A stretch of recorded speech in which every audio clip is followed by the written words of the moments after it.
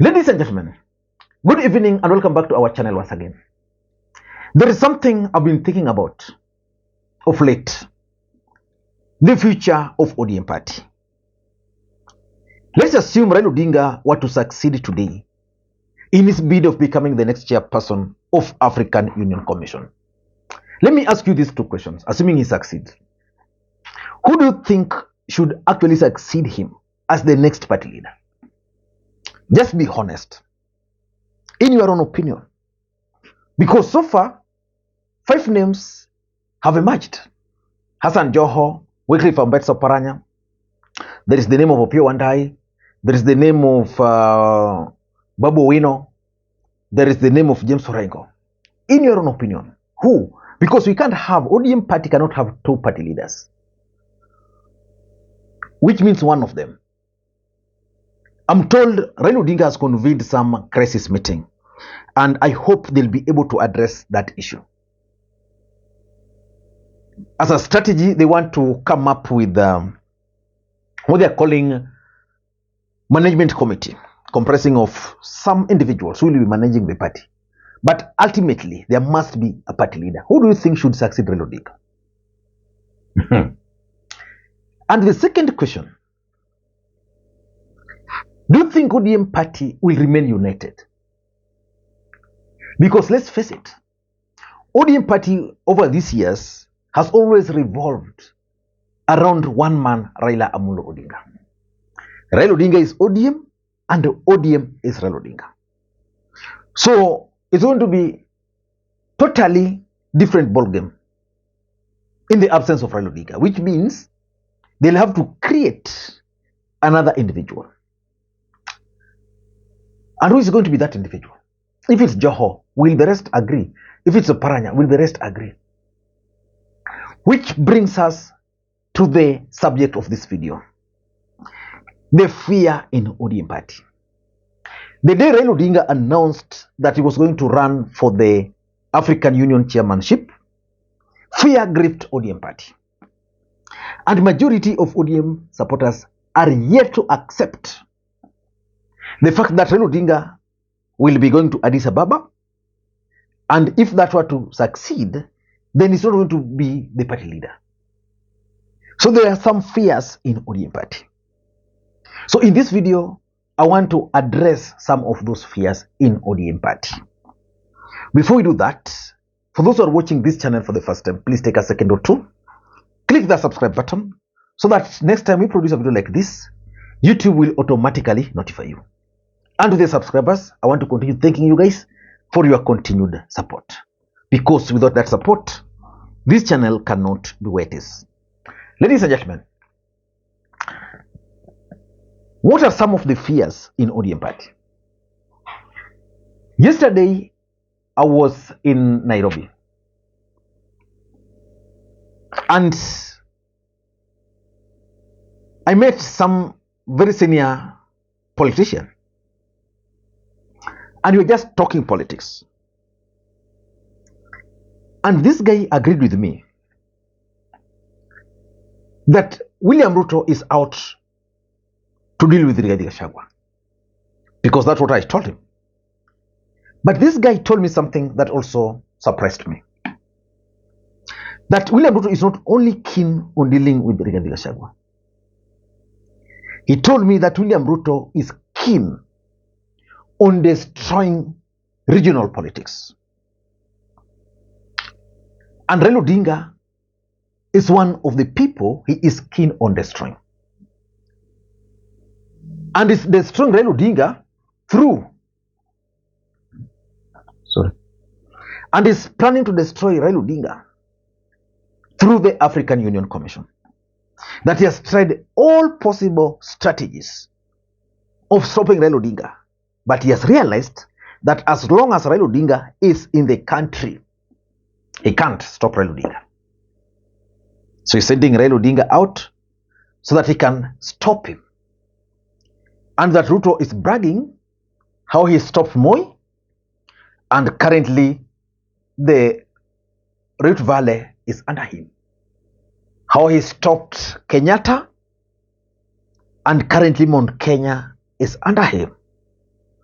how he's dealt with Western Kenya, and currently Western Kenya is under him. How he successfully managed to win the support of Northeastern, which was predominantly ODM before. And in fact, he told me that for the first time, Northern Kenya is holding the minister for defense is coming from that region. Has never happened. And that is his strategy. And he's also planning to do that to Raila Odinga. That's just how, by the way. And probably you agree with it. But ODM party is facing serious difficult moment in the Republic of Kenya today. They are facing fears, either of the unknown or knowns.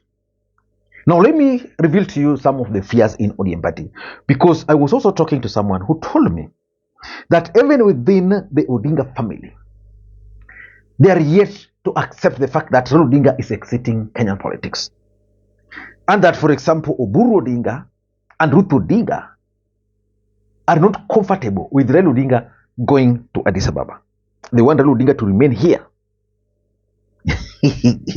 So which means this fear is not only affecting you as a supporter, but it's also affecting, in fact, in a big way, the political class, especially within ODM party.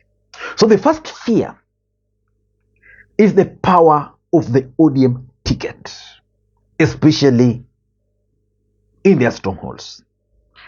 You see, in ODM strongholds, the moment you win or you are given the ODM ticket, your one leg is already in parliament or in Senate or in the governor. In fact, if you come from Nyanza, you come from Coast, and those ODM strongholds in Western Kenya, and you have ODM ticket and you fail, then you are not a politician, or you are very unpopular. So that is the biggest fear. Because if you come to Nyanza, majority of MPs belongs to ODM party. Now, you are presenting them with a situation where in 2027, Raila Odinga will not be on the ballot. ODM party will not produce a presidential candidate. Then maybe Oparanya or Joho is the party leader. What will happen there? Are you going to give room for independent parties, or are you going to give room for UDA party? The other day, I met some UDA operative who is a close friend of mine, and he told me they are praying so hard for Raila Odinga to go to Addis Ababa, because they believe the moment Raila Odinga will go to Addis Ababa, they'll venture in Nyanza and ODM will see fire. Now, that is the first fear majority of ODM supporters are facing today. The power. In the last election alone, if you take Luo Nyanza, all members of parliament, apart from one, was issued with a direct ticket. Apart from one, order of Kisumu Central. The rest, and all of them won. Those who were given those tickets. Now you want to tell them ODM will not. So they cannot agree. That is the biggest fear. The second fear in ODM is the regional politics. ODM as a political party has strongholds. Coastal region has stood with Raila Odinga. Western has stood with Raila Odinga. Nyanza has stood or is the home of Raila Odinga. Raila Odinga is ODM and ODM is Raila Odinga for that matter. Now, the coastal people, ODM coastal people, they want to have that ODM party leader. Because they believe that if Joho is awarded that ticket, then their chances of seeing the presidency is somewhere here. So Joho can be used to rally the coastal region, the Muslim community, and therefore it will be easy for the coastal region to rally around the ODM party because ODM is a big party. And for them, it's a right because they've always supported Raila Odinga. If you go to Western Kenya, they also believe that if Oparanya were to be given ODM ticket, then that party will remain now a very strong party as far as Western Kenya's politics is concerned. The Luos also believe that they've always carried this party on their back, and therefore the party should remain there. Because if that party will not remain there, if that ODM party will not remain in Luland, then they are finished. In fact, I don't know when was this. I was talking to one of the MPs, and it was very clear to me that if ODM were to be given or handed over to someone like Joho, for example, it will be easy for them to fight Joho. They'll not talk, they'll just go talk to church leaders and ask church leaders to invoke religion during Sunday sermons. And I was shocked because someone like Joho has stood with Raila Odinga, and I was like, why are you guys not comfortable with him? This guy enjoys the support of most of ODM supporters. So why? But that tells you the fear. The fear. And that's why if you paid very close attention to that statement earlier today by Mbadi, it's addressing some of those concerns. The third fear, and this is primarily the old guards within ODM party who controls ODM party believes very strongly that should Raila Odinga succeed, then the young Turks are going to take over. So you are in a situation where we have Oburu, Orengo, and the rest. And then you have Joho, Babu, those young guys there. And these young guys are taking over. So which will definitely force these old guards to go and take a rest. They're not comfortable with that.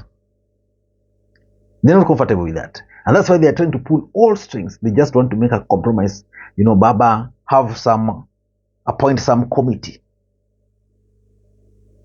caretaker committee or management committee to manage ODM affairs. So we have one of our own there, those young Turks there, then you have the veterans,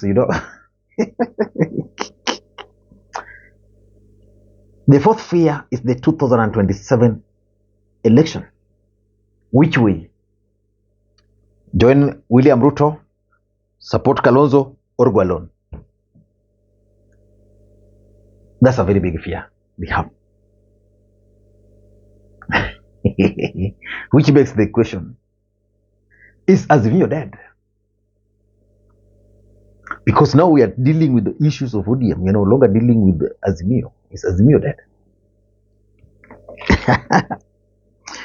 And lastly, and this has been confirmed by many, Ruto's intention. ODM supporters don't trust Kenya Kwanza. They don't trust Ruto. They don't know William Ruto's intention of supporting Raila Odinga to go to Addis Ababa. That's a very big fear they have. Until next time, ladies and gentlemen, this is Lee Makwiny. Bye-bye.